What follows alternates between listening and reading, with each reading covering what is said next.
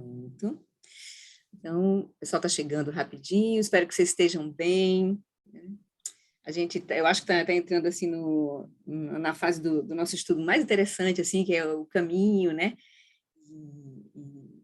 Muito, muito interessante, assim, porque aí agora vem o nosso trabalho. O que a gente faz, né? Porque ele já apresentou a visão, né? A primeira, segunda, terceira, novas verdades. Agora o caminho, assim, né? O que a gente vai fazer, assim, para entrar, né? Então, aqui no livro ele não é detalhado, assim, mas ele vai trazer coisas bem importantes. Daqui para frente a gente vai ver muita coisa. A gente está começando com esse capítulo sobre a ética, né, que é a base, o fundamento, né, do caminho, fundação da prática espiritual, mas ele vai abordar questões bem interessantes mais à frente também. Certo? Então tá, queridos, então, vamos começar com as preces. Deixa eu compartilhar aqui.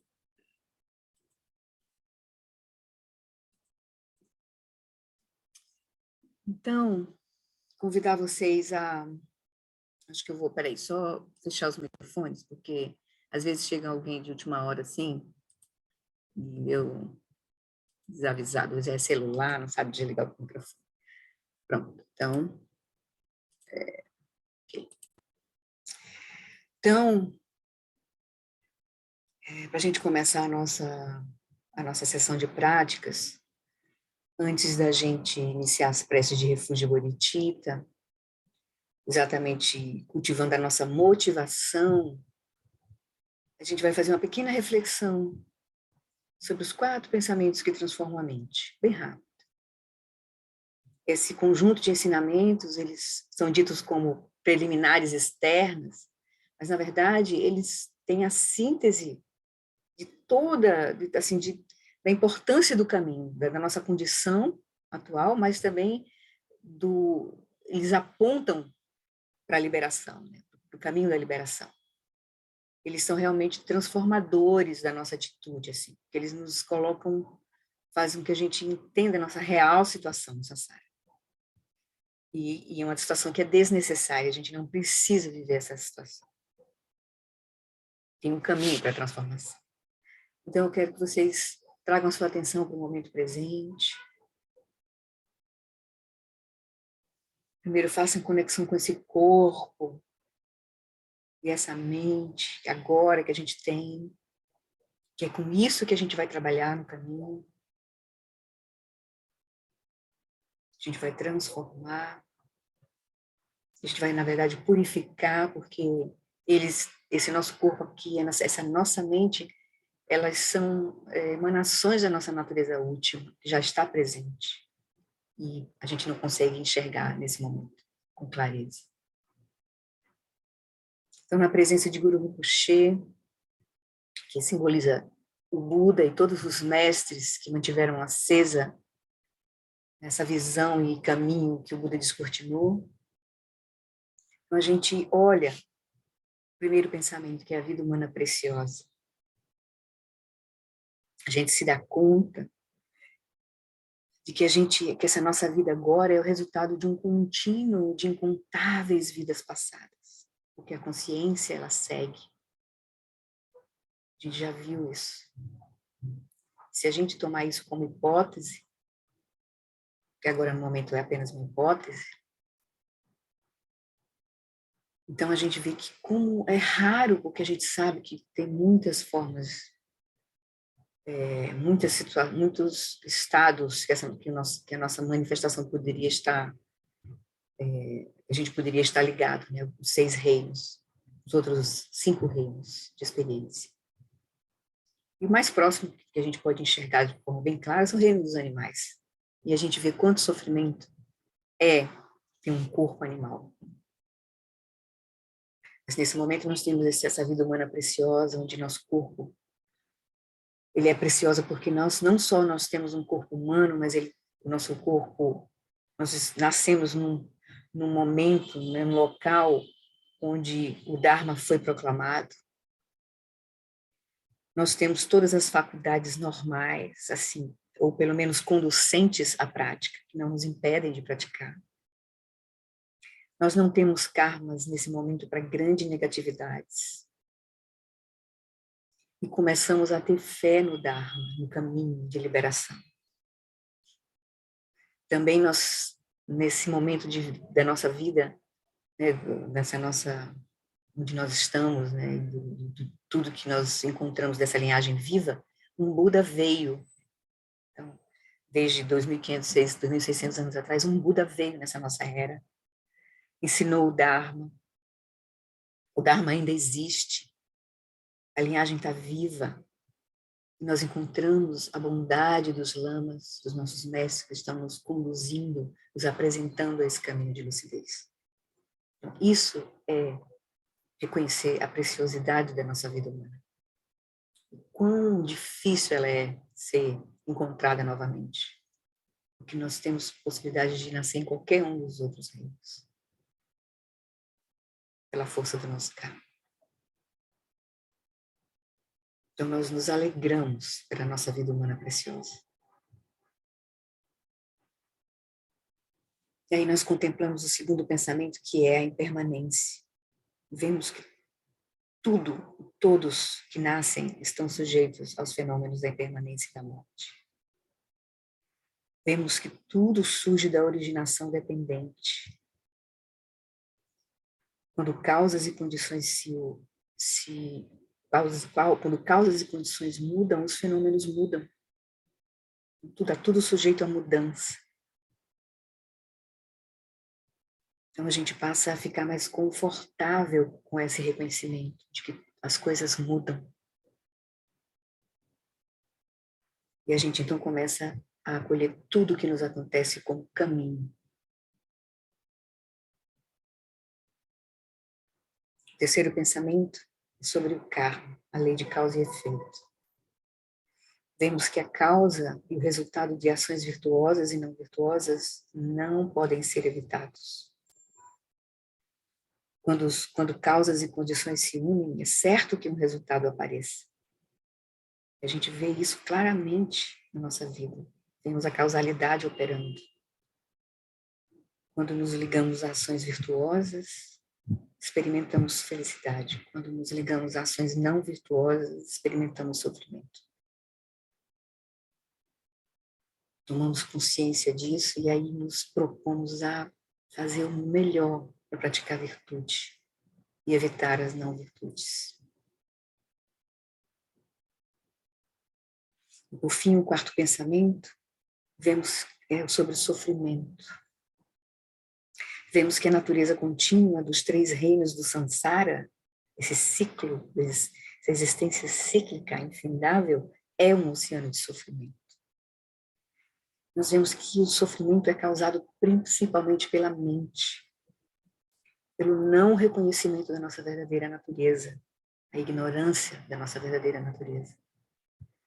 Essa ignorância nos faz surgir um autocentramento, um senso de identidade separado da experiência. E esse autocentramento leva, que é construído pela ignorância, leva às aflições mentais. Raiva, inveja, apego. Essas aflições mentais levam às ações não virtuosas, que levam ao sofrimento. O sofrimento reforça o autocentramento, que produz mais aflições mentais, que nos levam a ações não virtuosas, que por fim gera sofrimento. Então é um ciclo infindável de sofrimento, porque aflições não param por si mesmas. Aflições geram mais aflições mentais. Enquanto a gente compreende isso, nós passamos a voltar a nossa mente para o Dharma. Nós aspiramos despertar desse ciclo, dessa mente limitante. E aí sim a gente está pronto para transformar a nossa mente. E para isso, então, a gente toma refúgio naquilo que vai nos ajudar efetivamente a entrar nesse caminho de transformação profunda, o refúgio nas três joias, e o cultivo dessa mente super ampla, que é a bodhicitta, que é a mente que busca a iluminação para trazer benefícios verdadeiros a nós mesmos e aos outros, que é o voto da bodhicitta. Então, com isso em mente, a gente faz, então, o nosso voto de refúgio e de bodhicitta. Namo, no lama, que é a corporificação dos sugatas, da natureza das três joias, eu, juntamente com os seres dos 6 reinos, tomamos refúgio até a nossa iluminação.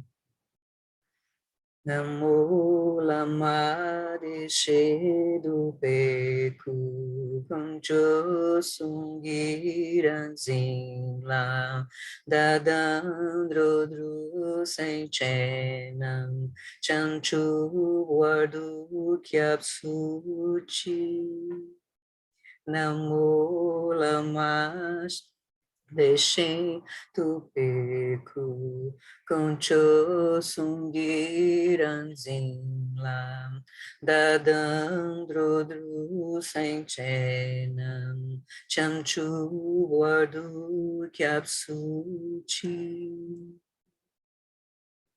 Para benefício de todos os seres, eu faço surgir o espírito do despertar e cultivo a realização do Lama como Buda. Por meio de atividades iluminadas, treinarei cada ser de acordo com suas necessidades e faço o voto de liberar o mundo. Senkedro akundontu lama sangedro neni ganla gandu trinleki droar damchau Senkedro akundontu Lama sangue dromeni ganla gandu trinleki droa danchau. E para trazer bênçãos para a nossa prática de hoje, a gente faz então a prece das 7 linhas, pedindo as bênçãos de Guru Rinpoche para a nossa prática. A gente faz as 3 vezes, já tomando as 3 iniciações de corpo, de fala e de mente, para que a gente possa já fazer Guru Yoga, iniciar nossa prática com Guru Yoga, fundindo a nossa mente, reconhecendo a inseparatividade da nosso corpo, nossa fala e nossa mente de Guru Rinpoche.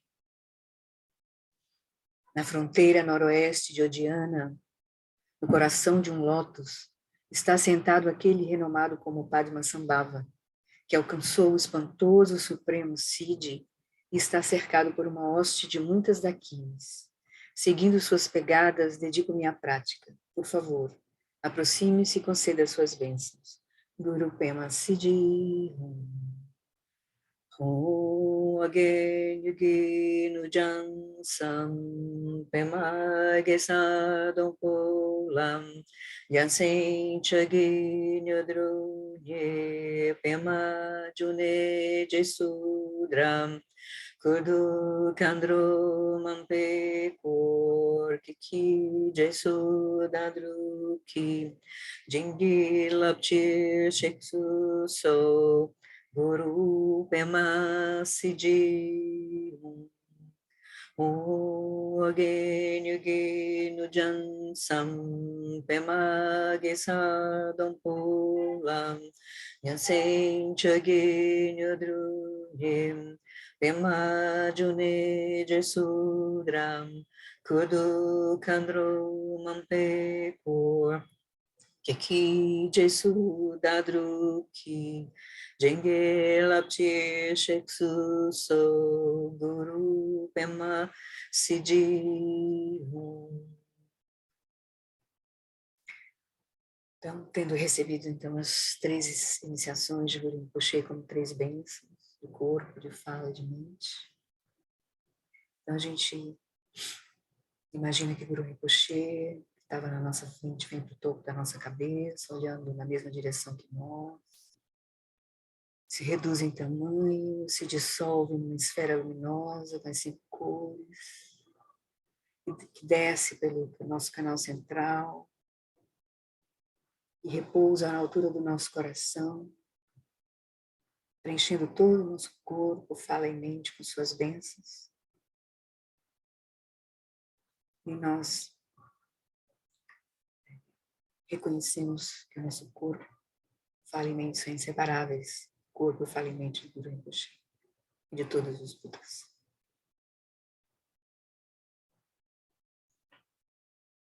Então, a partir desse reconhecimento, a gente começa a nossa prática de hoje.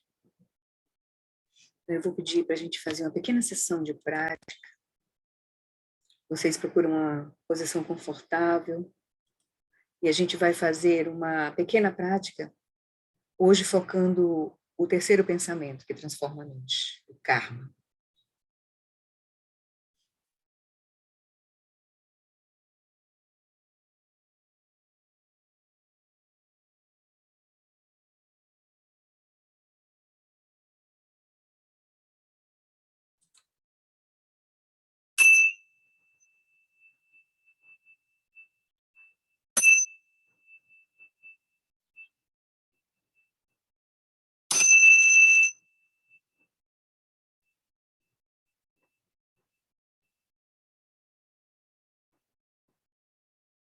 Então, por alguns instantes, estabeleça seu corpo, sua fala e sua mente em seus estados naturais. Corpo relaxado, quieto e vigilante.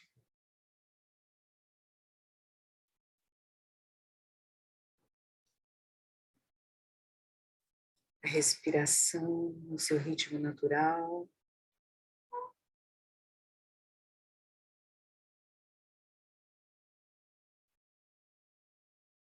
E a mente completamente desengajada das experiências do passado, do futuro, do presente. Permanecendo com a consciência clara, quieta e relaxada, aberta.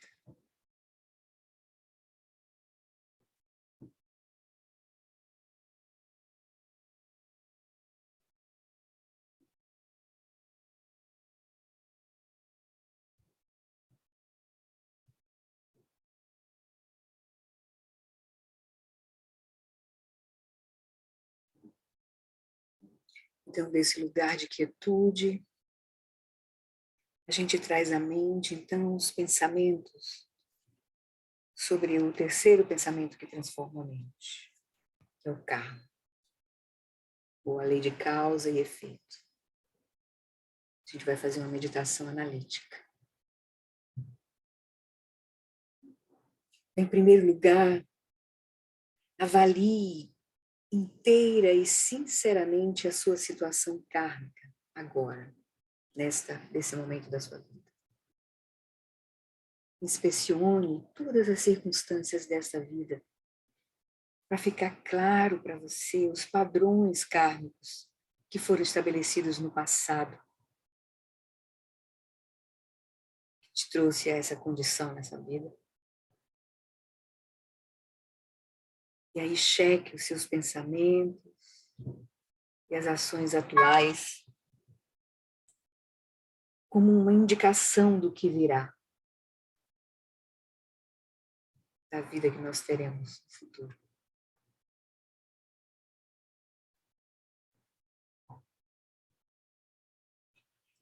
Nenhum ser senciente nos 6 reinos prefere o sofrimento à felicidade. No entanto, quase todos nós criamos as causas para a miséria.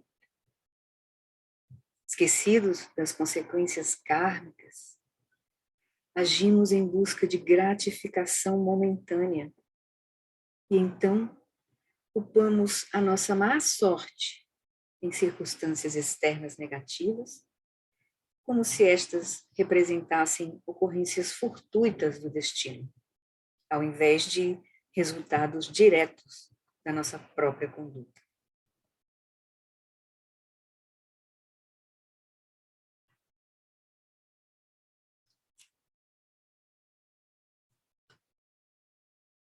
Agora, nesse momento, né, sem equívocos e sem pretender escapar dos resultados negativos, se a não virtude não for purificada, seja uma testemunha honesta da sua própria conduta.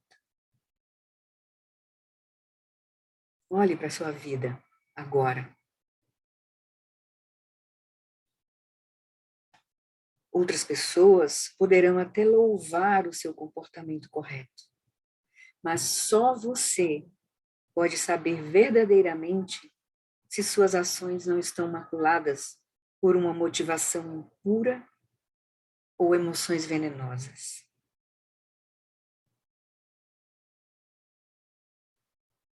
Seja completamente sincero com você mesmo. Pois você terá que viajar mais cedo ou mais tarde pelos bardos de pós-morte, despido de tudo, exceto da consciência e das forças do karma. Por que então revertir-se de hipocrisia e justificações agora, quando deverá desnudar-se então no momento da morte? Contemple dessa forma a sua vida. Depois descanse a mente. São alguns instantes para a gente olhar para a nossa vida.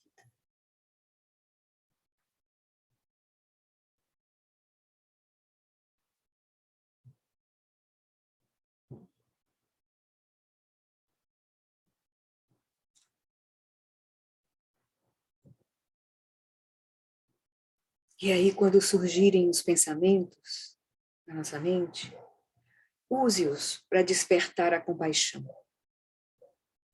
Imagine as forças kármicas que subjugam as pessoas que são agressores cruéis no momento em que elas estarão morrendo.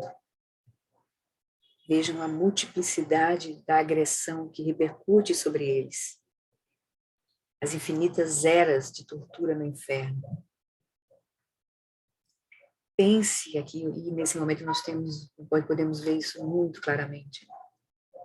Todas as pessoas que estão envolvidas em situações de violência, nas guerras, nos subúrbios, nas intervenções policiais. Muita agressão é trazida à tona às pessoas. Pense naqueles cujas vidas confortáveis são subitamente esmagadas pela tragédia, que é a consequência inesperada de um karma insuspeito. As enchentes, terremotos, atentados. Pense naqueles cujas vidas confortáveis, a gente já viu, são subitamente esmagadas pela tragédia. Pense também naqueles cujas vidas se mantêm confortáveis e neutras, que extinguem as possibilidades de um bem-estar futuro por gastar os frutos do karma positivo passado e não plantar as sementes para mais karma positivo. As pessoas que ficam anestesiadas pelo conforto, pela normose.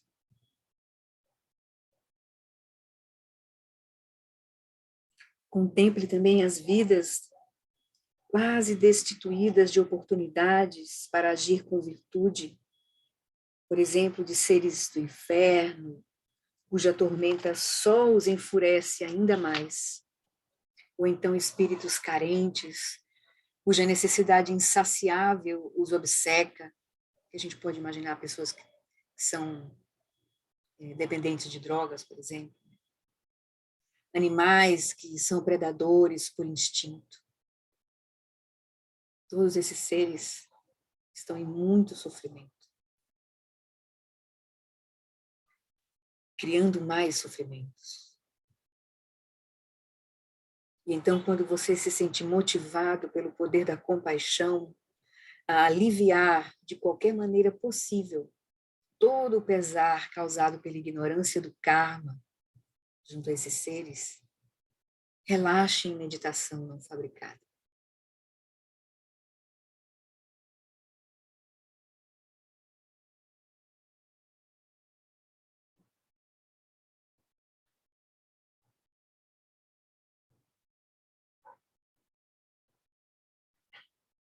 E aí, quando surgirem de novo os pensamentos, direcione-os para a oração. Reze. Reze para que todos os seres possam aperfeiçoar a noção do que aceitar e do que rejeitar. Que surja clareza na mente deles. Reze para que você pare de culpar os outros e comece a purificar sua própria mente. Reze para que você possa criar causas para as circunstâncias afortunadas através de uma conduta bem disciplinada, de palavras bem escolhidas e de uma intenção benéfica. Ou seja, alinhar o corpo, a fala e a mente com a virtude. Reze para que, em definitivo, possamos todos os seres, escapar completamente desse entrelaçamento desorientador do karma e entrar na sabedoria primordial, definitivamente.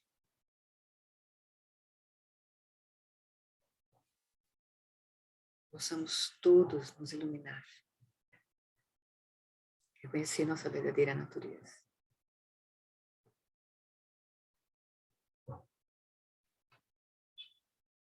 Finalmente, direcionando seus pensamentos uma vez mais, comprometa-se a agir de acordo com a mais refinada conduta e meditar até estabelecer a mais ampla, mais alta visão. A visão da grande perfeição. E então descanse novamente em meditação não fabricada por alguns instantes.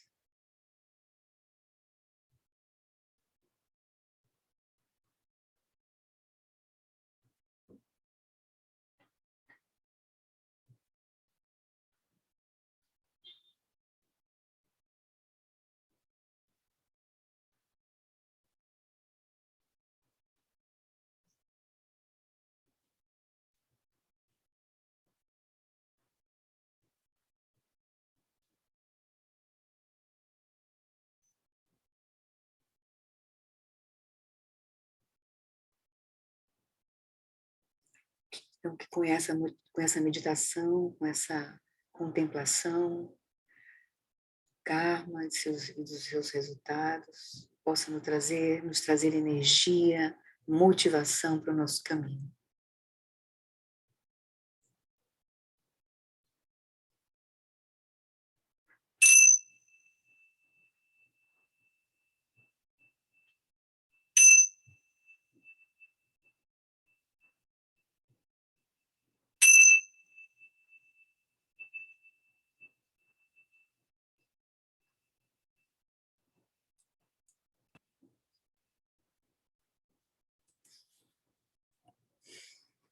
Então, queridos, a gente vai fazer esse percurso aqui do início do caminho, a gente vai percorrer um pouco esses 4 pensamentos que são importantes, assim, são fundamentais para a gente estar contemplando periodicamente, assim. Vão trazer energia, vão trazer motivação para a nossa prática, sentido para a nossa prática. Então tá, então podemos começar nosso estudo? Então tá, vamos ver se a gente conclui o nosso capítulo hoje. Se der também a gente assistir ver um ensinamento bem interessante do Dalai Lama. Então tá, deixa eu compartilhar aqui o texto. Então nós estamos no capítulo 8, que é os fundamentos, né, da prática, né, da fundação da prática espiritual, que é a ética, né? A gente viu, né, a importância dessa base, né, da ética para a gente poder, então, percorrer o caminho, né, as meditações, e para depois descortinar, preparar nossa mente para descortinar a sabedoria, né, temos as 3 etapas do caminho, né, ética, concentração e sabedoria, né? Então, a gente vai precisar disso. Na verdade, a gente nunca vai se liberar disso. Na verdade, a ética vai permear todo o processo, porque a ética a gente pode resumir como manifestar um bom coração. Um coração que não causa sofrimento, que não causa dano, que traz benefícios, né? Então, o Lama Santen gosta de dizer, né, inspirado no Dalai Lama, né, diz que o bom coração é o começo do caminho, o bom coração é o meio do caminho e o bom coração é o final do caminho. Então, a gente, na verdade, essa etapa que a gente vai chamar de básica, fundação, na verdade, é aquilo que vai florescer da nossa prática. A sabedoria vai nos levar para onde? Para manifestar verdadeiramente esse bom coração, né? Espontaneamente, sem esforço. Então, nós vimos, então, a importância, então, da ética para a própria prática, né? E a gente viu aí que essa ética do budismo está ligada a, primeiro, a gente evitar a não virtude, para depois praticar a virtude, e aí para poder começar a trazer benefícios aos seres, né? E a gente viu, então, o que a gente deveria não... Quais são as não virtudes que a gente deveria evitar? A gente viu as 10 ações não virtuosas, né? As 3 de corpo, as 4 de fala e as 3 de mente. Sucintamente. Claro que está sucintamente, na verdade, isso é a nossa tarefa de casa, né? A nossa ação no mundo, assim. Nós vamos estar engajados no mundo com o nosso corpo, com a nossa fala e, obviamente, com a nossa mente, porque, na verdade, tudo surge da nossa mente. A nossa mente, na verdade, é fundamental. Por isso que o próprio caminho vai ser o treinamento da mente. O caminho vai ser o treinamento da mente. E se vocês lembrarem, né, o eixo, o centro da imagem que mostra a confusão do samsara, o surgimento do samsara, aquilo que faz surgir a roda do samsara, essa experiência cíclica, são os 3 animais, exatamente que é ligada às 3 ações não virtuosas da mente: a ignorância, a aversão, ou a aquisitividade, né, que seria o apego, e a aversão, que seria a malevolência, né? E a ignorância seria as visões falsas, né? Então, na verdade, as ações de mente são um ponto fundamental. É elas que vão determinar a nossa ação de fala e a nossa ação de corpo. Então, por isso, o caminho do Buda vai ser o treinamento da mente. Então, agora a gente vai passar para o tópico da como a gente neutralizar a não virtude. Porque a gente vai cometer, né? A gente já cometeu, né, está cometendo, tem cometido, e vai continuar cometendo. No mínimo, as ações de mente a gente tem cometido, que é a visão enganosa, né? Que seria a ignorância. Isso é uma visão enganosa, né? Não reconhecer a nossa verdadeira natureza, né? Reconhecer uma realidade a nossa realidade como ela é, achando que ela é a realidade última. Então, a gente já está cometendo essa ação não virtuosa, né? Então, como é que a gente faz, então? Como é que a gente vai fazer no processo? Porque a gente vai esperar, como é que a gente vai fazer? A gente vai estar no mundo, a gente não vai poder se isolar do mundo, né? A gente não tem como se isolar para fazer a purificação. Então, vai ser no mundo que a gente vai fazer esse processo. Então, a gente vai entrar no caminho, fazer toda, né, participar, andar nessa etapa do cuidado com as nossas ações, mas aí vamos entrar nas etapas da meditação, do cultivo da quietude, da mente, né? E entrar também nas etapas de descortinar a natureza da realidade, que são as etapas de sabedoria, mas, ao mesmo tempo, a gente vai estar praticando essas normas, o que a gente faz com elas, com os nossos karmas que a gente já cometeu. Então, a gente vai também nos engajar nas práticas de purificação, né? São importantes, assim. Então, o Lama começa assim, nesse tópico, né? Neutralizando a não-virtude. Se desejamos estabelecer uma base ética para a nossa prática budista, é essencial evitar essas 10 ações não virtuosas. Podemos estudá-las e memorizar os principais pontos de forma abstrata, mas o verdadeiro desafio é aplicar essa compreensão na vida diária. Né? E no decorrer desse nosso estudo, o Lama vai falar isso depois, ele vai trazer mais detalhes lá na frente, no antepenúltimo capítulo, assim, também.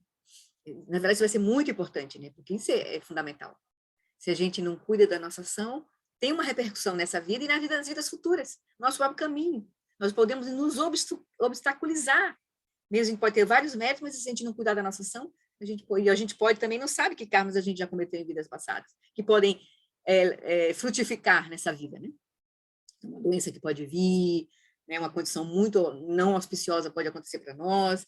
Então, a gente precisa estar lidando com todas essas dimensões da nossa experiência, né? As práticas de purificação são muito importantes também. Então, algumas dessas ações, como matar e ter má conduta sexual, dessas 10 ações não virtuosas, né? Como matar, por exemplo, ou uma conduta sexual, são facilmente identificadas. É uma coisa muito grosseira, né? E abster-se de cometê-las demanda apenas vigilância e controle. É fácil um pouco lidar com isso. Para nós, pelo menos, assim, né? De a gente, né, tentar não não é mais matar uma barata, a gente pode tentar superar, né, essas nossas dificuldades, enfim. Então, mas outras ações, sobretudo as ações de mente, né, como a avareza e maldade, que estão ligadas, né, ao apego e aversão, podem ser muito sutis e podem ser difícil até mesmo identificá-las. Que a gente vai ver. Inclusive, tem quando a gente começa a meditar, que a gente começa a acalmar a mente, a gente começa a olhar melhor para a nossa mente, é que a gente vai realmente entrar em contato com os padrões mais sutis da nossa mente. Então, não vai ser fácil assim para a gente identificar.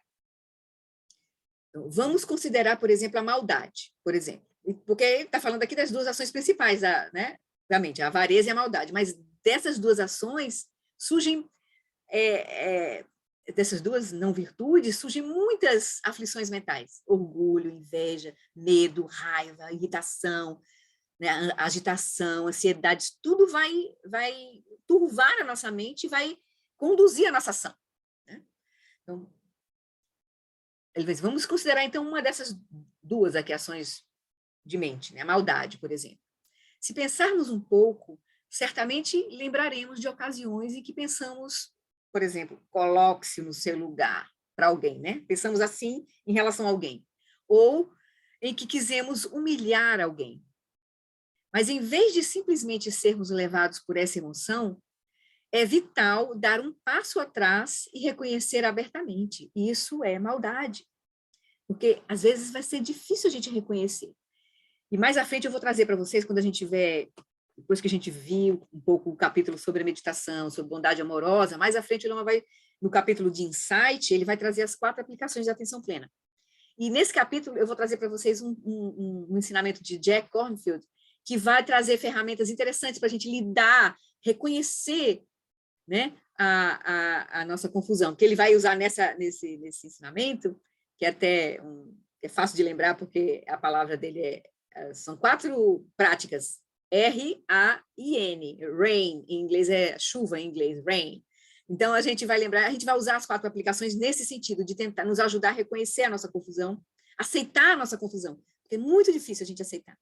É muito difícil a gente reconhecer a nossa raiva, o nosso orgulho, porque a gente não quer, as aflições mentais, a gente não quer isso para nós. De fato, ninguém você quer. Então, por isso é difícil a gente reconhecer, a gente aceitar, olhar. É mais fácil a gente culpar alguém. Sempre é o outro que é o problema. A gente nunca vê na gente.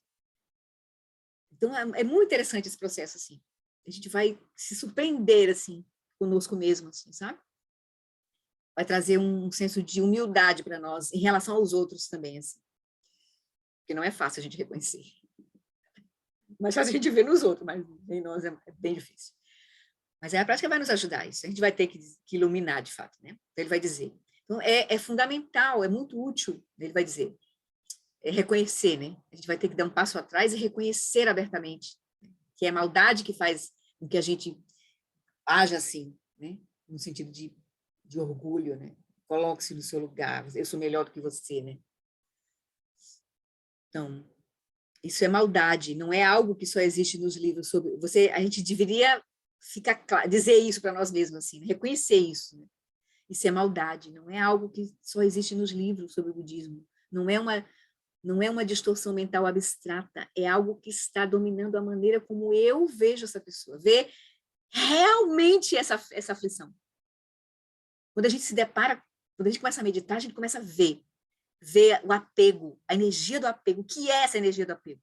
Porque apego para nós é um conceito, assim, uma abstração. Mas a gente vai ser convidada a ver diretamente a nossa mente. E a gente isso vai começar a ficar claro para nós. Assim. Então, é muito útil observar como essa ação mental afeta a mente, como colore a nossa experiência, mexe com a nossa energia, né? A nossa mente começa a entrar num padrão, assim, começa a gerar uma história, né? Então, é incrível, assim, bem interessante. Aí ele vai dizer, é muito útil observar como essa ação mental, a maldade, por exemplo, afeta a mente. A mente fica serena, sentimos-nos felizes, a nossa inteligência está operando com clareza, a gente vai ver que é o redemoinho da raiva, por exemplo, nossa, é um furacão interno, assim. Então, da mesma maneira, podemos analisar como a avareza influencia o nosso estado mental. Quando o Buda classificou, aqui a gente vai, ele está só passando, né? Porque claro que isso a gente vai primeiro entrar no caminho, receber, né? Ele vai aqui nesse capítulo ele vai apresentar uma prática, a prática dos 4 poderes, super interessante, purificação. Mas isso vai funcionar bem quando a gente começar a meditar, quando a gente vai começar a fazer as práticas de shamatha, quando a gente começar a fazer as práticas de atenção plena mesmo, de vipassana. Quando começa a gente descortinar realmente a natureza da nossa mente, ver a vacuidade, a nossa experiência, do nosso senso de eu, isso tudo vai uma coisa vai alimentar a outra. Entende? É uma coisa maravilhosa. O caminho tem muitas nuances. Então é bem rico o caminho, é maravilhoso. Tudo vai ser oportunidade prática, na verdade, na nossa vida, né? Não é só na hora que se senta para meditar. É tudo, toda a nossa experiência. Inclusive depois o sonho, porque tem o sonho, tem a prática do yoga dos sonhos, se a gente quiser, né, for um praticante mesmo, vera mesmo, ou então quando a gente entrar num retiro, a gente vai aproveitar a noite também para praticar. Né? Então é isso. Da mesma maneira, podemos então analisar como a avareza. Ele viu aqui a malevolência, né, a maldade, agora vamos ver a avareza. Como é que a avareza, por exemplo, influencia o nosso estado mental? Quando o Buda classificou essas ações como não virtuosas, ele não se referia apenas a seus efeitos nocivos em vidas futuras. Essas ações também podem nos prejudicar nesta vida, agora. Hoje, se a gente se lembrar, pode ter acontecido há pouco tempo. Se a gente se lembrar da nossa, como foi o nosso dia hoje, se a gente tiver um mínimo de atenção, a gente pode até se lembrar, uau, hoje eu tive uma raiva, ou hoje, né, eu fiquei totalmente preso, apegado a alguma coisa, enfim. Me desviou completamente, assim. Ele vai dizer, o dano começa assim que as distorções mentais subjacentes tornam-se ativas.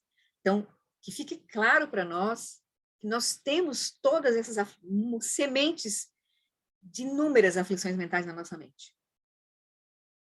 E que se elas encontrarem as condições secundárias, elas vão florescer.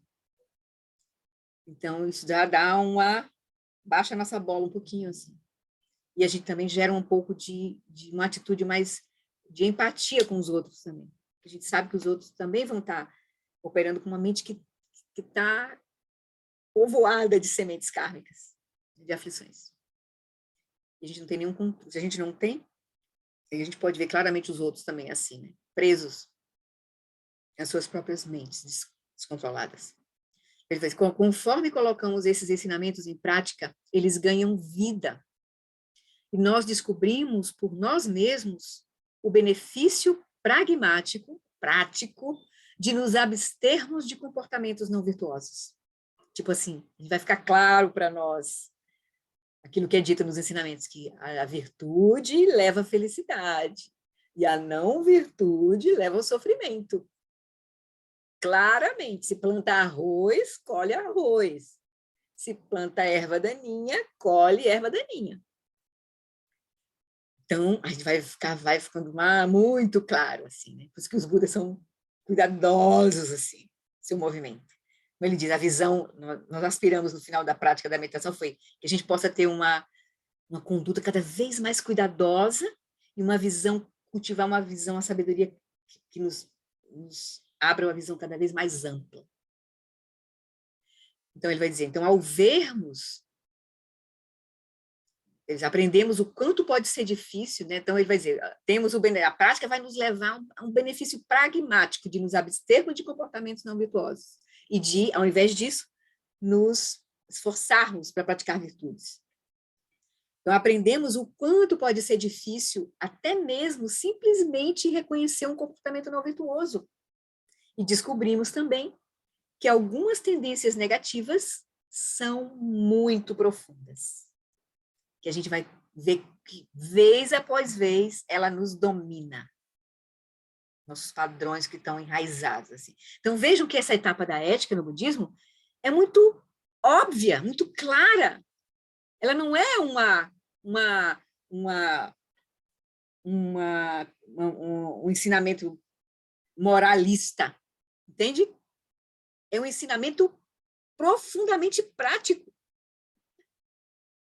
Então, é isso, assim, eu não vou praticar porque eu sou budista e não posso matar, não é por isso, não. É porque se eu matar, eu perturbo a minha mente e eu não vou conseguir meditar e não vou conseguir ter clareza.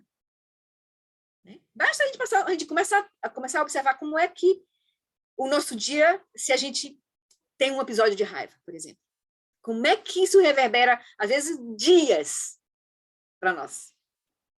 Entende? Então, é assim, vai ficar muito claro.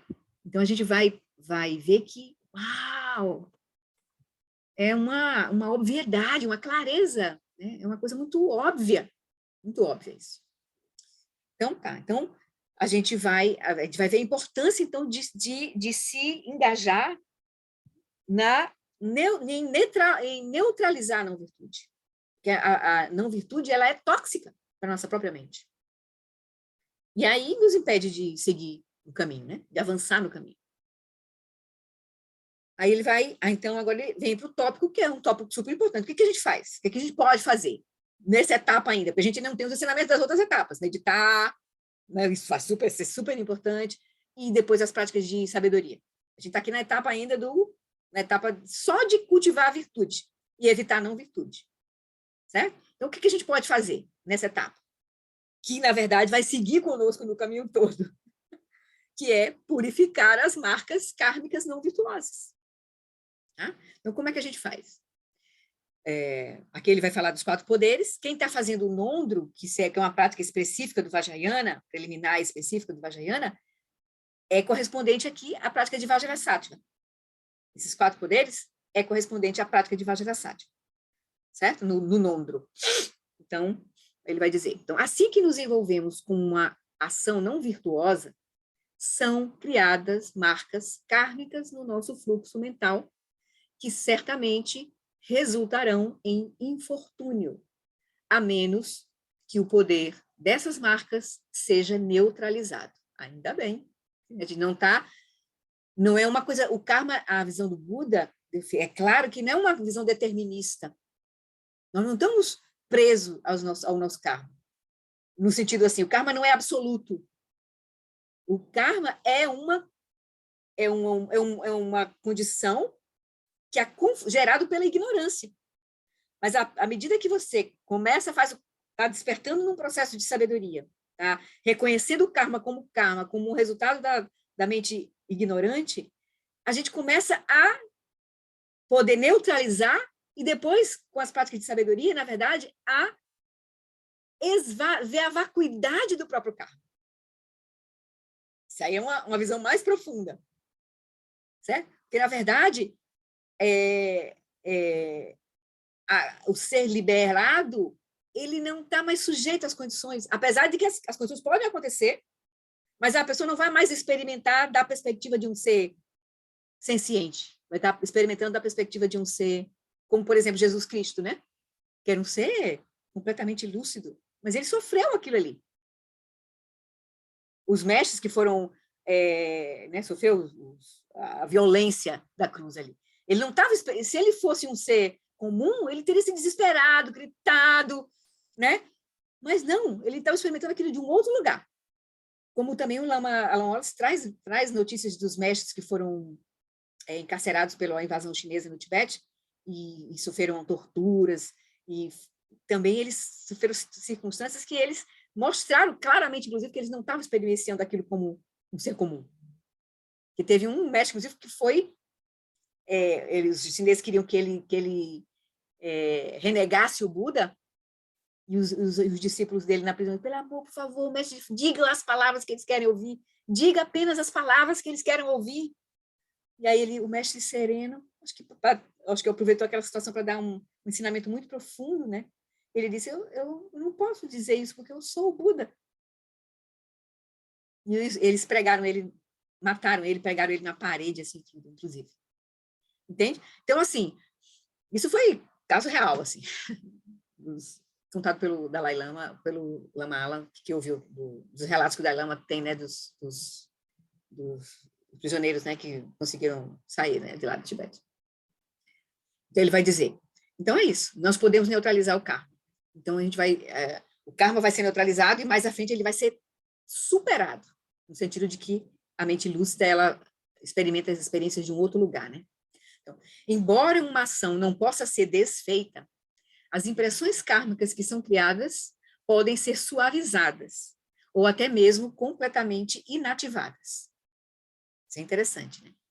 Na prática budista, isso é feito por meio dos 4 poderes oponentes. Essa prática pode nos permitir superar até mesmo as marcas negativas mais poderosas. Aí ele vai falar dos 4 poderes. Só para vocês já verem assim, em resumo, né? Aqui nessa sequência, ele traz assim, porque eu vi na sequência que ele apresenta lá no Budismo com Atitude, ele traz aqui nesse livro, ele traz primeiro o poder do remorso, depois o poder da aplicação de um antídoto, depois o poder do compromisso, ou do voto, né, de não praticar, e depois o poder da confiança. Lá no outro ele faz uma inversãozinha, mas são os mesmos 4 poderes. Ele vai dizer, o primeiro dos 4 poderes oponentes é o remorso. Aqui ele nem explica bem, depois eu vou ler um pouquinho da outra, porque ele explica melhor. Então, o primeiro dos 4 poderes oponentes é o remorso. É vital fazer uma distinção clara entre remorso e culpa. Uma outra resposta bastante comum às más ações. Né? Então, remorso não é culpa. Primeira coisa que ele está querendo dizer. E lá, quando ele explica lá no Budismo com Atitude, esse primeiro poder, ele vai falar assim, o primeiro dos 4 poderes de reparação é o remorso, que reconhece que a ação negativa é prejudicial. O remorso é refletir sinceramente sobre a má ação, assumir a responsabilidade e lamentar por tê-la cometido. O remorso também inclui reconhecer as consequências. Certo? Então, o remorso é isso, não é culpa. Então, o remorso concentra-se na ação, reconhecendo que ela é não virtuosa e prejudicial nesta e em vidas futuras. Porque já ele vai dizer mais à frente que a culpa foca no ego, na pessoa. O remorso foca na ação. Você não foca na pessoa, você diz, uau, como eu fiz isso? Mas essa ação não é boa, isso aqui não é uma coisa boa. Eu não quero mais fazer isso. E isso trouxe tal consequência. O foco é na ação. Tá? Então, o remorso concentra-se na ação, reconhecendo que ela não é virtuosa e ela é prejudicial nesta e em vidas futuras. A gente vê o prejuízo, vê o resultado da nossa ação. O sentido do remorso pode ser entendido usando-se uma analogia da tradição do budismo tibetano. Imagine que 3 pessoas entram em um restaurante e pedem o mesmo prato. Um deles começa a comer primeiro. Alguns minutos mais tarde, a segunda pessoa começa a comer. E, finalmente, a terceira pessoa começa a comer. Mesmo prato, todo mundo pediu, mas uma começa a comer primeiro, depois a outra e a terceira. Depois de a terceira pessoa ter apenas começado sua refeição, a primeira pessoa aperta o abdômen, gritando de dor. E a segunda também começa a mostrar sinais de desconforto. Logo, né? Como é que a terceira pessoa reage? Ele está querendo dar o sentido de remorso. Né? Ela não reage com culpa ou autocondenação. Ai, que pena, eu... Em vez disso, ela naturalmente lamenta ter comido o mesmo prato que os outros 2 companheiros, mas, em vez de remoer o passado, ela tenta rapidamente combater os efeitos do alimento envenenado que acabou de ingerir. Ele vai lá atuar sobre a ação, não ficar remoendo, né? Porque isso, porque aquilo, e o veneno lá acabando com ela. Né? Não. Então, o remorso, ele é construtivo. Faz você tomar imediatamente uma ação contra aquela ação negativa. Não quero aquilo, não, como eu pude fazer isso? Não. Você vai tentar, se for possível, né, remediar, mas senão você vê claramente o efeito daquilo. Né? E se toma a responsabilidade. Puxa, como eu podia ter feito isso? Não, me desculpe, né? Você toma essa atitude, assim, faz alguma coisa, ou repara, ou pede desculpa, ou reconhece o dano. Né? Ele vai dizer. Então, o remorso é construtivo, baseia-se no presente. É uma preocupação inteligente com os efeitos futuros de ações recentes. E isso permite remediar os danos já causados, se for o caso, né? E evitar que o mesmo evento se repita. Entende? Tem uma clareza ali que faz com que você não se vincule mais àquela ação. Pelo menos não queira mais se vincular. Aí você vai ver se tem domínio sobre as suas Aí a ação de mente, que é a aflição mental que está levando você a cometer aquilo, né? Levou você a cometer aquilo. Então, já a culpa, por outro lado, implica geralmente um foco negativo sobre si mesmo. Eu sou uma pessoa má, nem eu mesmo me suporto, sou desprezível. Então, embora essa resposta possa aparecer como um disfarce religioso, porque a pessoa, olha, ela é humilde, ela reconhece que ela errou, né? Assim, pode parecer assim, né? Que a pessoa está reconhecendo, mas na verdade ela está voltada para ela. A culpa volta-se para si, não volta sobre a ação. Então ela é meio inócua, né? Aí vai dizer, embora essa resposta a culpa possa aparecer como um disfarce religioso, muitas vezes acaba por ser uma forma de preguiça autodepreciativa. Inclusive o Geshe Penta falou dos 3 tipos de preguiça, né? Se autodepreciar é um tipo de preguiça, porque você se sabota. Aí você fica não passa daquele lugar, aquilo fica uma zona de conforto. Essa autossabotagem, você se congela nessa identidade de que não pode, de que não faz, de que não é possível, de que não. Né? Então, no budismo, isso é considerado apenas mais uma distorção mental. Então, a culpa não é legal, não é culpar. Então, o primeiro poder é o do remorso. É olhar para a ação, ver as consequências, assumir a responsabilidade, tentar remediar, se for possível, e evitar que o mesmo evento aconteça de novo. O remorso verdadeiro dá início ao processo de purificação. Porque tem o quê? Reconhecimento, né? Neutralizando qualquer tendência a nos sentirmos satisfeitos após agirmos de forma não virtuosa. Se você tem remorso, você não vai sentir alegria. E ali, lembra que daqueles fatores que dá pleno poder para que a ação, né, virtuosa gere um karma, é você se alegrar com a ação. Lembra que a gente viu no tópico passado? Os 4 etapas de que uma ação fica completamente impressa no nosso karma, né? No nosso fluxo mental como um karma, né? Uma semente kármica.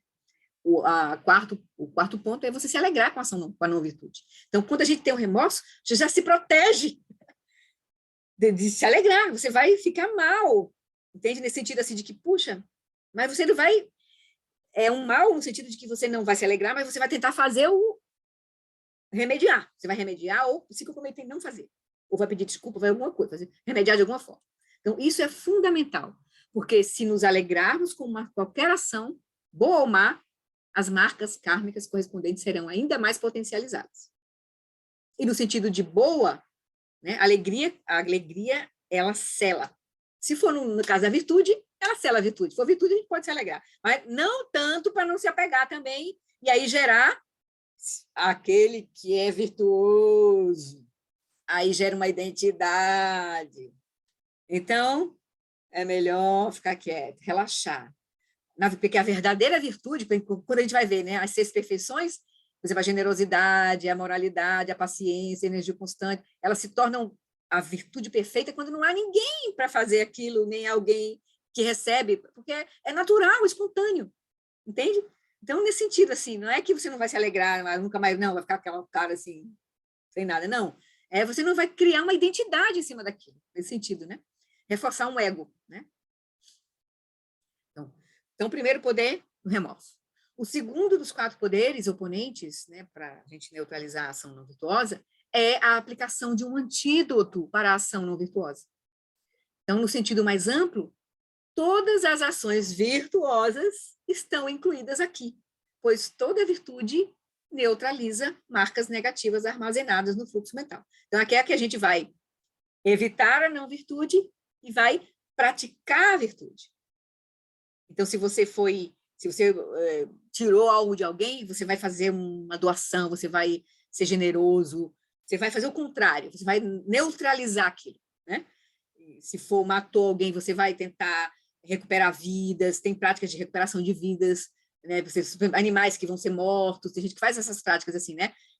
Compram lá na feira peixes, compram que ainda estão vivos, né, como caranguejo, e soltam, fazem uma prática de purificação para soltar, pra liberar vidas, né, soltar no mar, tal. É como uma prática de purificação, assim, sabe? Você pode ter cometido, você, sei lá, né, teve uma doença séria, quase teve sua vida encurtada, então, para prolongar a vida também, você pode fazer essas práticas assim, de salvar vidas.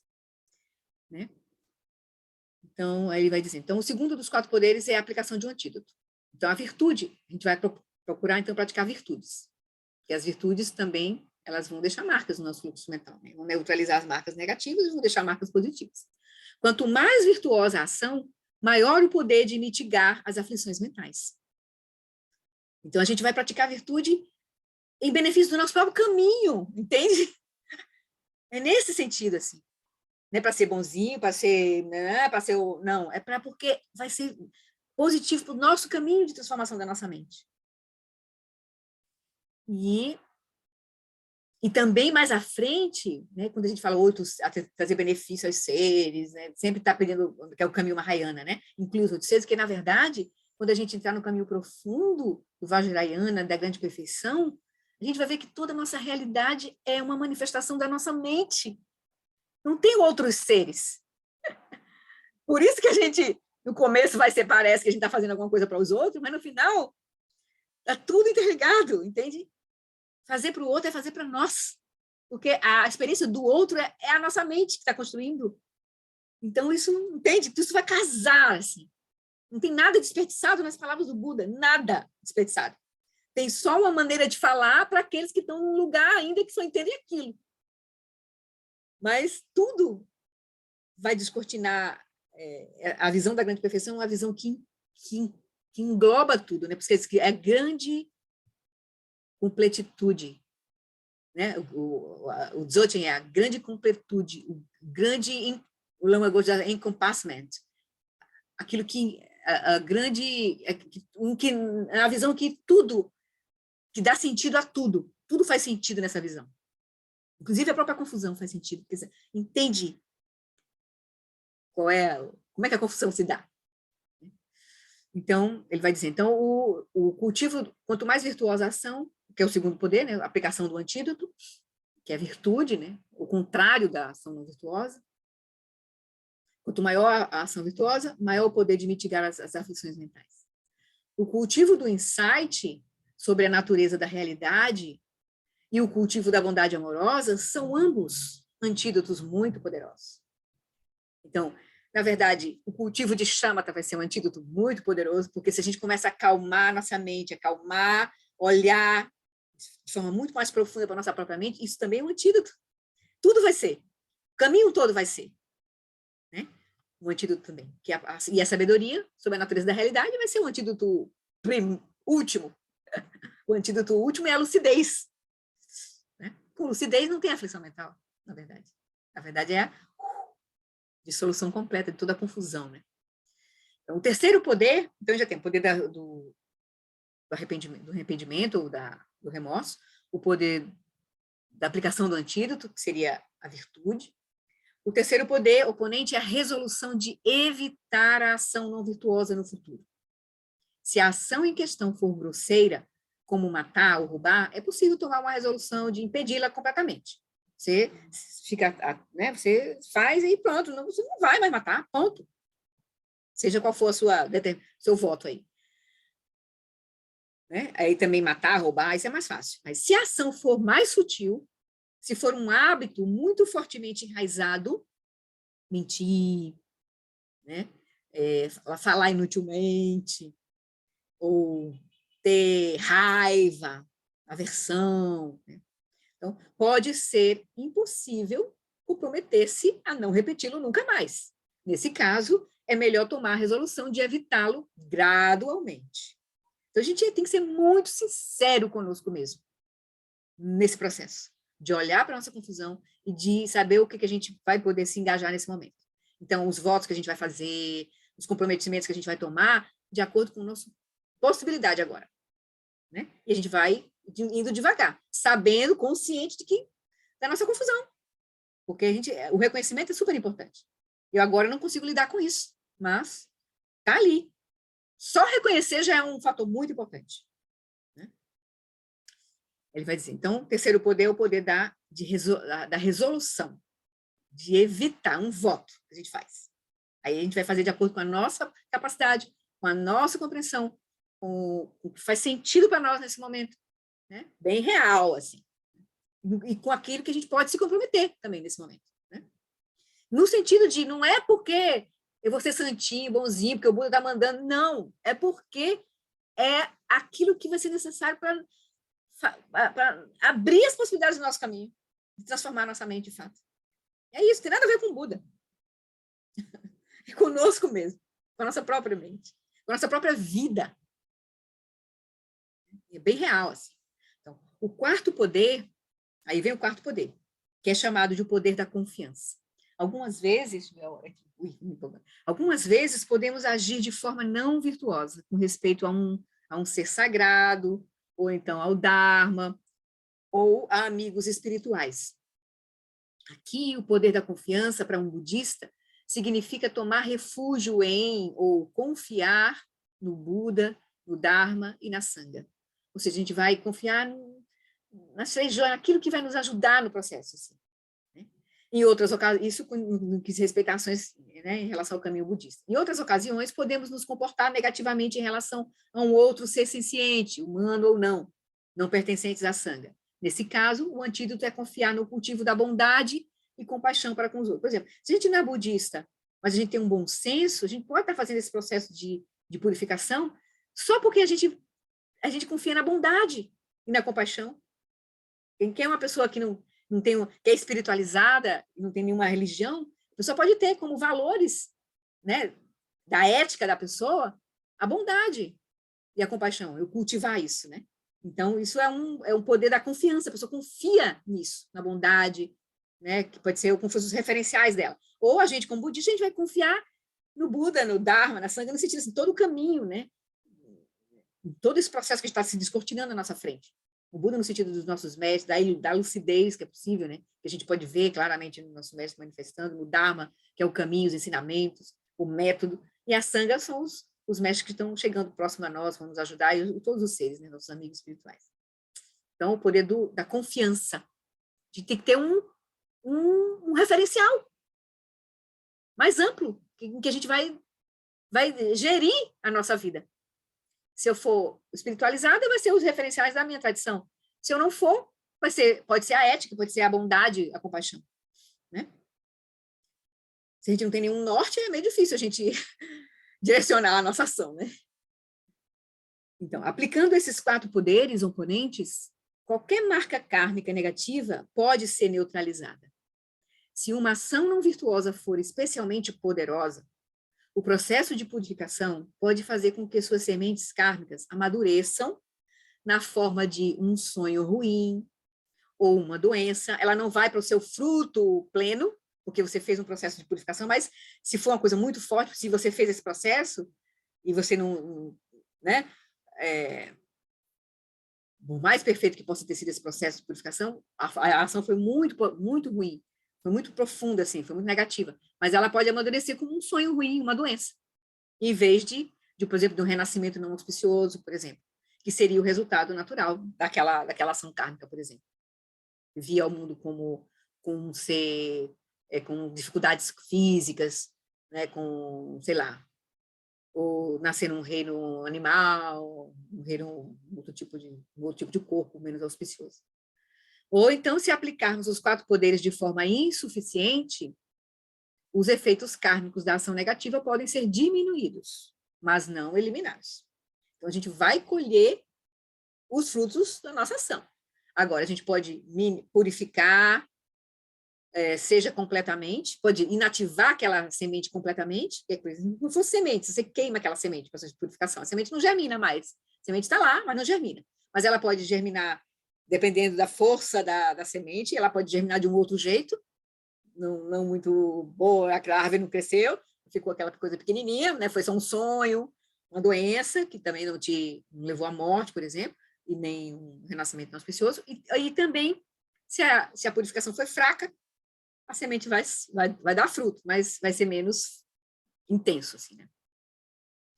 Então, o ponto saber é que a gente saber que todas as nossas ações têm consequências.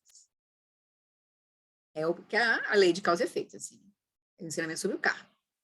Então, como é que a nossa ação gera Que lembra quando ele falou sobre esse assunto lá no livro, ele disse assim, ó, a gente vai exigir de nós um pouco de confiança, porque é um assunto que para a gente ver claramente o karma, a gente precisa ter uma mente onisciente, uma mente do Buda.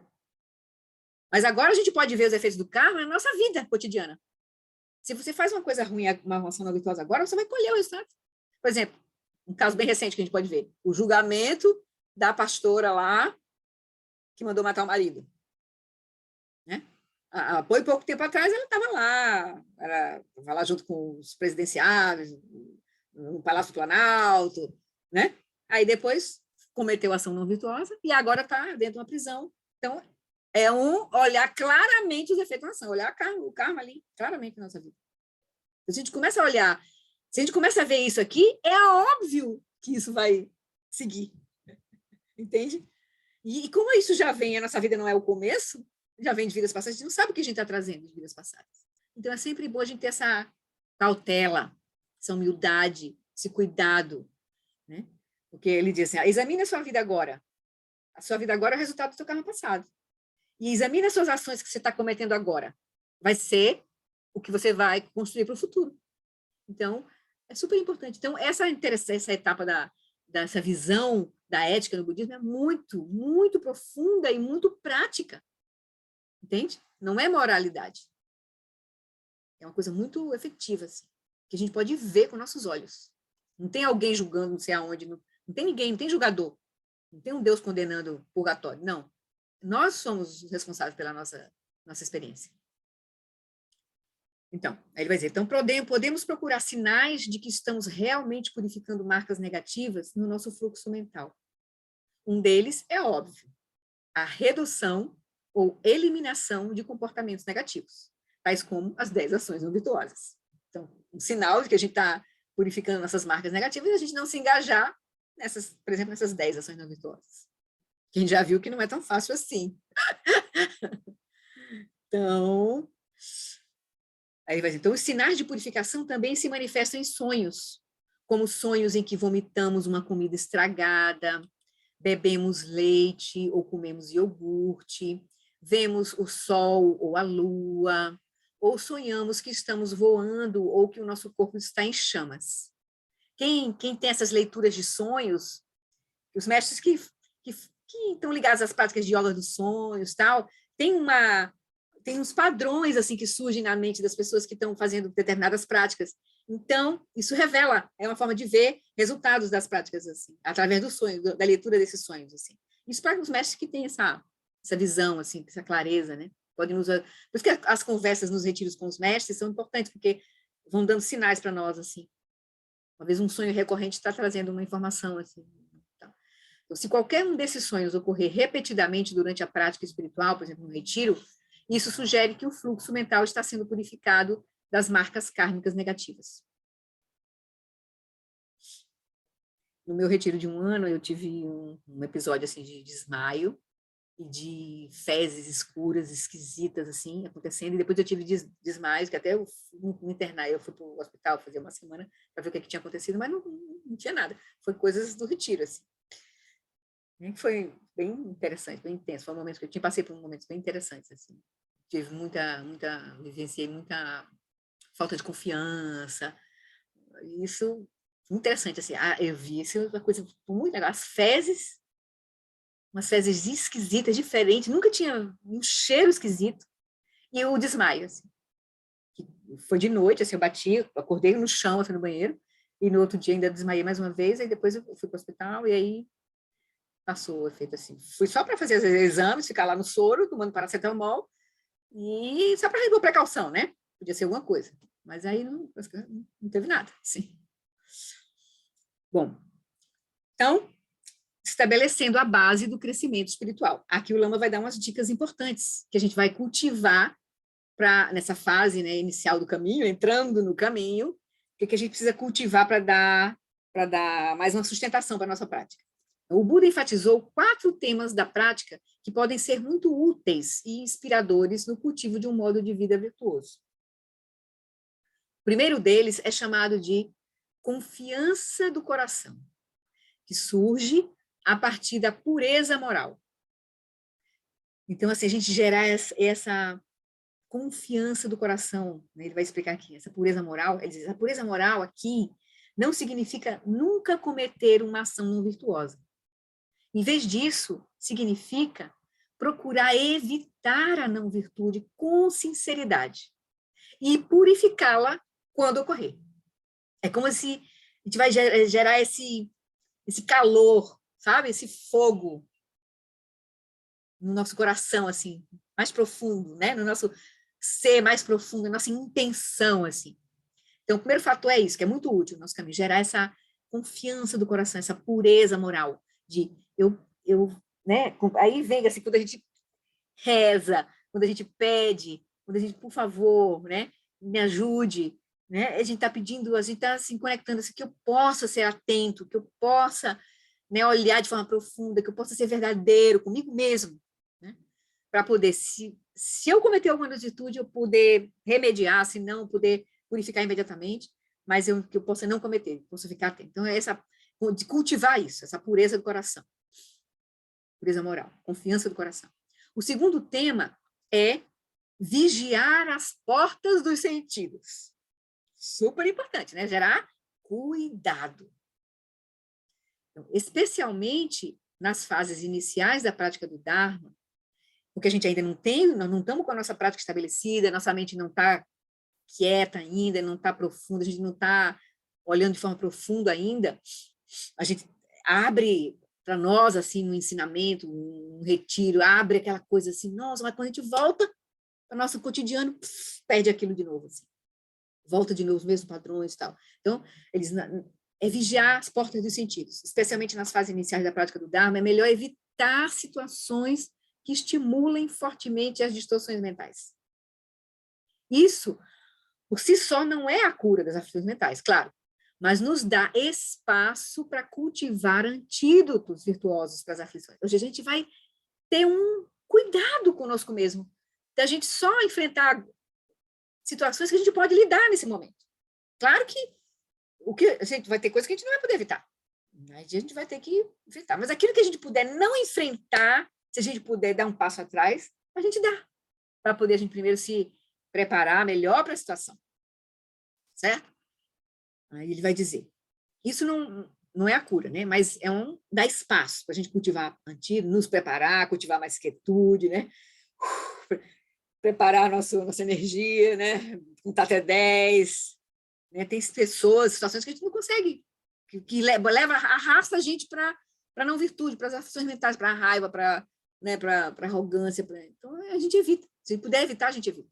Então, essa é a razão pela qual os monges se retiram para mosteiros e os contemplativos vivem em solitude. Então, eles procuram condições mais conducentes para a prática.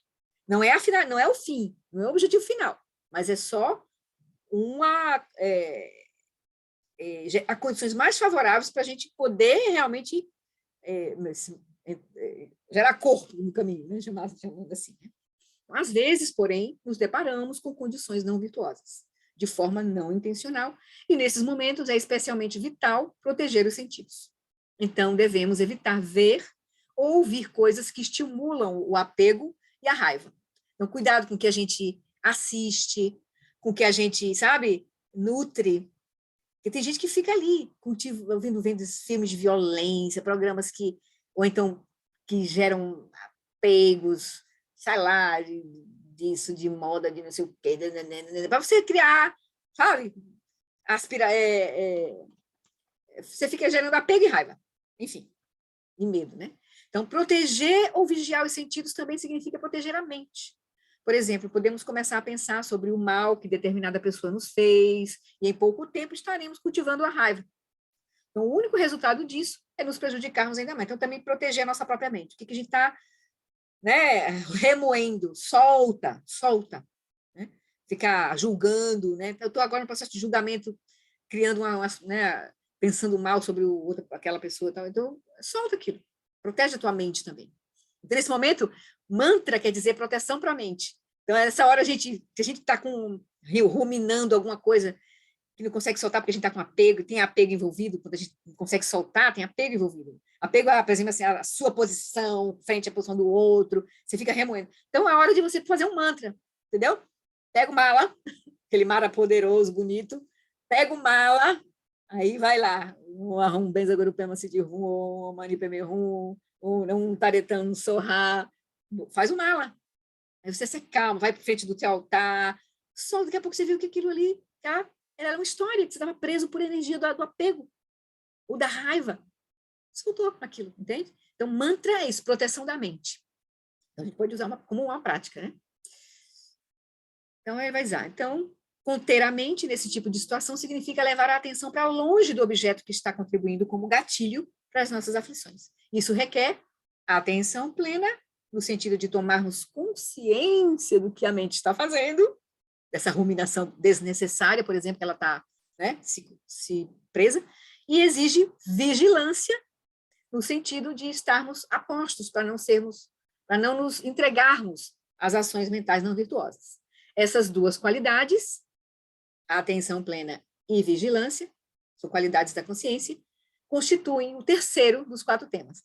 Então, o terceiro dos 4 temas. Então, atenção plena e vigilância. A atenção plena e vigilância, na verdade, são as duas qualidades que a gente vai cultivar em Shamatha. Certo? Mas aqui a gente não tem um pouco, vai ter que precisar ter um pouco disso para poder olhar para a nossa mente, saber o que ela está fazendo, né? Então, sem atenção plena e vigilância, não existe prática espiritual. Podemos ler e compreender os ensinamentos sobre ética budista, mas assim que deixamos o livro de lado, o nosso conhecimento se torna história. Podemos nos envolver em insultos, calúnias, mentiras e assim por diante, mas sem atenção plena não sabemos que estão ocorrendo. A gente não tem nenhum. Esses 2 fatores mentais são super importantes. A gente viu naquelas frases que a gente fez, né, com o Lama, de meditação. A atenção plena e vigilância. A atenção plena é manter a mente num objeto, poder manter a mente num objeto. Então, no caso, eu vou olhar para a minha própria mente e ver o que está acontecendo. Ou seja, por exemplo, poder olhar para o meu fluxo mental e ver o que está acontecendo. E vigilância é saber quando o fluxo mental está se perdendo, né? A atenção está se perdendo. Então, a atenção plena nos oferece a escolha de nos abstermos de comportamento, aqui na fase da ética, né? Estabelece a possibilidade de nós escolhermos, né, nos abstermos de comportamentos que prejudicarão a nós mesmos e aos outros. Sem ela, reagiremos mecanicamente às condições favoráveis com apego e às desfavoráveis com hostilidade. Então, a atenção plena, no nosso dia a dia, vai nos ajudar a poder escolher como a gente vai reagir. Diante das condições favoráveis, a gente não ter apego. E diante das condições desfavoráveis, não agir com hostilidade. A atenção plena é a porta para a liberdade. E a vigilância, ou a introspecção, é o primeiro passo para atravessarmos a porta. Paradoxalmente, um passo de contenção. Que é olhar e estar atento para você poder parar, para poder fazer a escolha. Né? Você para escolher, porque senão a gente entra na reação, na responsividade, como o Lama Santo pode falar, né? A reação mecânica dos nossos padrões. Então, a gente vai...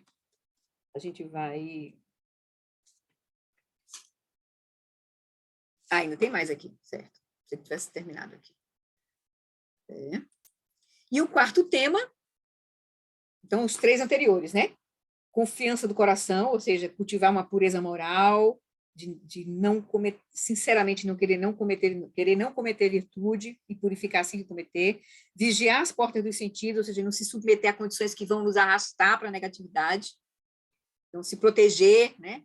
Se permitir esse espaço quando você não consegue lidar, e proteger os sentidos com atenção plena e vigilância para poder a gente não embarcar nas reatividades das nossas ações aí, né? Poder escolher, né, diante das ações. E o 4º tema é levar uma vida de simplicidade e contentamento. Isso não quer dizer não ter nada, não, é simplicidade, no sentido de você não estar preso às coisas, né, não gerar fixação às coisas, e contentamento porque você não precisa, a felicidade não está dependente das coisas, entende? Nesse sentido aqui. Então, e os benefícios de uma vida assim são, ao menos para aqueles interessados no budismo, autoexplicativos. Porque você vai, com simplicidade e contentamento, a tua mente vai estar mais liberada, a tua ação vai estar mais livre, mais efetiva, mais disponível, né, para você, para a sua própria prática, para os outros, para a sua família, enfim. Né? Então, é esse aqui o final do capítulo. Dessa etapa da fundação da ética. Super importante, né? E aí eu trouxe um videozinho do Dalai Lama, muito legal, assim, porque entrando no caminho, né, que a gente está entrando agora, assim, descortinando, assim, nesse livro, né, claro que a gente já entrou, mas, assim, descortinando, é muito importante isso que o Dalai Lama vai dizer para a gente. Cultivar isso, é determinação. Então, o cultivo da determinação é muito importante. Seria o esforço alegre, né? Dentro das 6 perfeições, o esforço alegre. Essa determinação. Então, eu vou botar esse videozinho do Dalai Lama para a gente terminar com ele, tá? 7 minutinhos, mas é maravilhoso. Vocês não conseguem nem parar de falar. Assim. Ele foi Deixa eu pegar aqui. Tá aqui já separadinho, Dalai Lama. A importância da determinação. Vamos lá? Then another important Desculpem. factor is determination. And you should not think this development can take place within a few days or few years. We must understand. You see, these development even may take eons. So you say our determination. If consider as a Buddhist and want to really practice as a Buddha Dharma, then right from the beginning, you must, you see, make up your mind. Or doesn't matter. Even may take millions of billions of eons. Doesn't matter. You see, after all, what is the purpose of our life? The meaning of existence? Nothing. You realize something positive. Then, even you see, days and months or eon, it is meaningful. If you're really wasting our life, purpose of our life, then even one day, too long.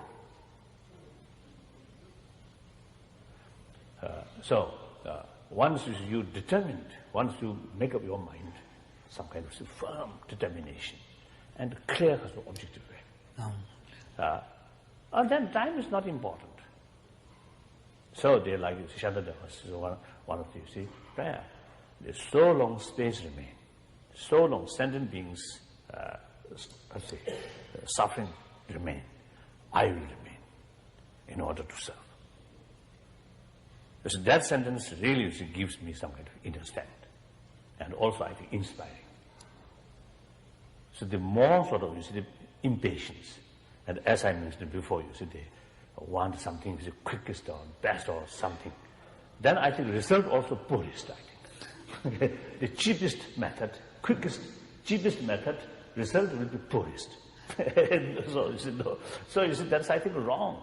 So that I would like to share with you. So that's why you see, I myself, although you see, recite some mantra or you see some visualization, you see certain mandalas, but in my daily practice, although my practice is very poor, but even then, you see, my main emphasis on this Four Noble Truth and Bodhicitta and Karuna. So that really, I feel, is something practical benefit. Then through these practice, you will get something practical benefit. Visualization is big deities. Sometimes I think cheating oneself. Almost you say like is cheating oneself.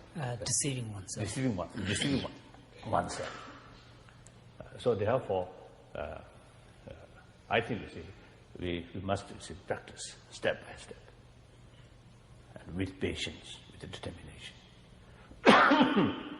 Once you involve or dedicated or determined practice, then some improvement you can see.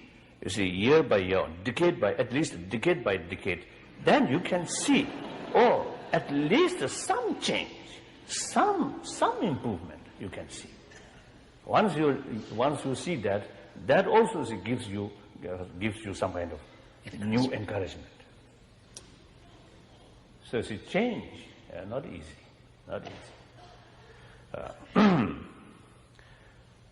So as a Buddhist brothers and sisters, that is my talk. And now important thing is, if you consider as a Buddhist, then please implement. Should not remain just on intellectual level. The practice or teaching must be part of our life, And not only Buddhist, but other, the practitioner or believer, say it's a Christian, or Muslim, or Jews, or whatever way. Whatever your faith. Whatever your faith. The faith, if you accept, then must be part of your life. It is not sufficient just in Sunday attend this church and remain like that few moments, and outside nothing there. That is not sufficient. Whether you are physical, whether in your cathedral or not, I think the teaching of your own religion must in your heart always. That's very important. Then you get experience of real value. Otherwise, it's just a knowledge here. When you face some real problem, won't happen. This is teaching. Once become part of your life, then real problem is come contact. Then is that teaching gives you inner strength. And finally, when we become older, old age, and incurable illness, and finally death comes, then that is a practice really gives you some kind of inner guarantee. So that's important. After all, death is part of our life. Nothing is strange. Sooner or later, we have to pass that I think main gate. We have to pass through that way. So whether there is a next life or not, at that time, the peace of mind is a very crucial factor. So how to achieve peace of mind at that moment? If you have some experience in yourself, then that will provide some kind of inner strength. No one else, no deities, no gurus, no other cannot provide. That's why Buddha says, you are your own master. So that's very important. Thank you. So then you see,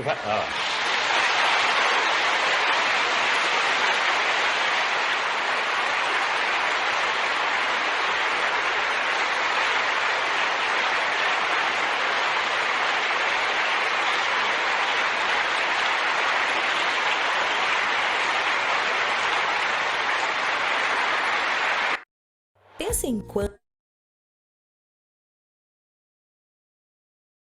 Lindo, né? Esse ensinamento. Ei, deixa eu abrir aqui. Sorry. Peraí. Deixa eu abrir. Lindo esse ensinamento da Dalai Lama, né? Maravilhoso. E eu gosto do Dalai Lama, ele fala com poder assim, sabe? Esses mestres não são assim. Não, o Dalai Lama ele fala assim. Ele fala com poder, assim, eu acho maravilhoso. Assim. Geshe Pende também, ele gosta de falar assim, né? Isso aqui. O Dalai Lama é assim, ele tem uma força. Seus vídeos são maravilhosos. Meus não.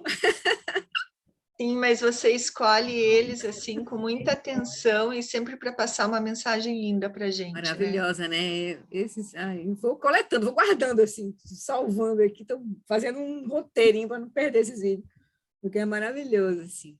Esse é lindo. Eu já vi já há um tempo atrás ele, assim. Quando eu vi assim, nossa, que ensinamento mais maravilhoso, assim, de verdade no caminho. Sabe? De verdade, de paciência. Porque eles dizem, não é fácil mudar, transformar a mente, mudar os padrões. Não é nem um pouco fácil. O Buda, que foi o Buda, com o mérito que ele tinha, de ter nascido com um nascimento extraordinário, passou 6 anos na floresta para recuperar a total lucidez da mente dele. Então, vamos baixar a bola, assim. Vamos baixar a bola. Porque, apesar de a natureza estar ali presente, mas o próximo problema é o nosso condicionamento, a energia de hábito. Nós estamos presos. Esse é o problema. Porque, como dizer assim, o caminho da grande perfeição, a gente não acredita. Não acredita, simplesmente não acredita. Então, porque a gente está completamente, nossa mente está completamente presa na visão condicionada. E não é só a mente, tem a nossa energia sutil, tem o nosso corpo, são vários níveis de aprisionamento, assim. A gente tem que trabalhar com todos, soltar isso tudo, né? Ele diz, para que a gente para poder tem outra coisa para fazer na nossa vida? Se a gente tem essa consciência, essa clareza surgindo, não tem outra coisa para a gente fazer na nossa vida, né? E que a gente possa aproveitar todas as oportunidades para a gente fazer o melhor que a gente puder fazer nessa vida, aspirar, seguir, se a gente não conseguir a liberação completa nessa vida, aspirar, seguir praticando, pelo menos seguir tendo uma, não tem outra vida, né? Pelo menos ter uma morte confiante, sem medo, né? Então, isso, aí a gente vai ver como a prece vai fazer sentido, assim, a oração vai fazer sentido, porque a gente está preso. Quando a gente começa a olhar para a nossa mente, a gente vai saber o quão é fundo o poço do condicionamento. Como é fundo. Mas tá aí, o caminho é muito claro, assim, palmilhado, assim, esses ensinamentos do John Limpo, então, que ele está trazendo, que o Alan Wallace está trazendo para a gente, assim, é uma coisa impressionante, assim, da sutileza os ensinamentos do John Limpo são ensinamentos de instruções essenciais para a prática. E o Lama costuma até dizer, não são nem ensinamentos budistas, são ensinamentos essenciais da realidade, assim. Qualquer um pode praticar, né? Mas exige essa coragem, assim, de a gente sair da zona de conforto. A gente é fácil a gente tirar, por isso que ele diz assim, o sofrimento ensina. Lama Santo gosta de brincar, né? Dukkha, que é sofrimento em sânscrito, né? Dukkha, insatisfação, facilidade, dukkha, educa. Porque às vezes a gente só vai cuidar de realmente dar significado à nossa vida quando acontecer uma coisa difícil, que nos chacoalhe, assim, né? De fato. Que bom que a gente não espere isso acontecer para a gente poder aproveitar, né? Mas se isso acontecer e isso for a razão que possa nos trazer uma mudança, que aconteça, né? Que aconteça. Então é isso, queridos, nosso encontro hoje. Vamos fazer a dedicação para poder encerrar aqui a gravação. Deixa eu compartilhar. Então, preces de longa vida, Sua Santidade Dalai Lama, uma vez em português. No reino cercado por anéis de montanhas nevadas, você é, sem exceção, a fonte de todo benefício e felicidade. Poderoso Avalokitesvara, Senhor da compaixão, Tenzin Gyatso, que os seus pés de lótus permaneçam firmes por centenas de anos. Prece de longa vida, Lama Wallace. Tempa tuando je chanchen, da gel kun sanjin pema karai, tenzin ke boja pe tempa, dan ze trinidad shindo seu arze, ta kudrula jampe chachen. Me perdi aqui. Pakel Zandra Menantendu Tsikyam Alam Wola Shizedrapa Ike Buchempad Zapeten Yurchi Zanlin Chidan Kepanucho Sugeteni Tabutsu Zepa Lopon que kutse zetrin, gedro conta perte, apelando tripadze. Que o professor Sakyamuni, o grande Vajradhara, e aquele que sustenta os mistérios de todos os jinas, Padmasambhava, possam firmar os pés de lótus daqueles que sustentam os ensinamentos e fazem com que os feitos do Buda brilhem como o sol e a lua. Aquele que derrama uma grande chuva de amor sobre seres em terras distantes, e sustenta-os conecta dos ensinamentos do Buda, aquele ilimitadamente afortunado, o grande ser conhecido como Alan Wallace, possa sua vida ser longa. Em Jambudvipa em geral, e especialmente no Ocidente, você ilumina os ensinamentos dos Jinas como a luz do sol. Ó Mestre, possam sua longevidade e seus feitos ser muito extensos, e possa você guiar todos os seres no caminho da liberação. Prece para a preservação dos ensinamentos do John Limpa. A extensiva tradição da transmissão de Padmasambhava é a escola da tradução antiga da grande perfeição. O John Limpa é o sustentáculo desses ensinamentos da essência definitiva, e seus profundos termas possam ser preservados pelo estudo e pela prática, para que não diminuam até o final da existência condicionada. Parece para que a tradição do Guru Padmasambhava floresça, que a grande tradição do Abade Shantirakshita, do mestre Padmasambhava e do rei Trison Deutsen possa florescer e permear os 3 reinos, que a presença das 3 joias nunca se separe do fluxo mental dos seres, assegurando assim um sublime bem-estar através dos 3 tempos. Por esta virtude, possa eu rapidamente realizar o Lama de Odiana e possa eu conduzir todos os seres, sem exceção, a esse estado de realização. Eu adi nidda organ lama drugire droati kyamalupa dei salagopa show. Então, queridos, é isso. Deixa eu só terminar aqui a gravação.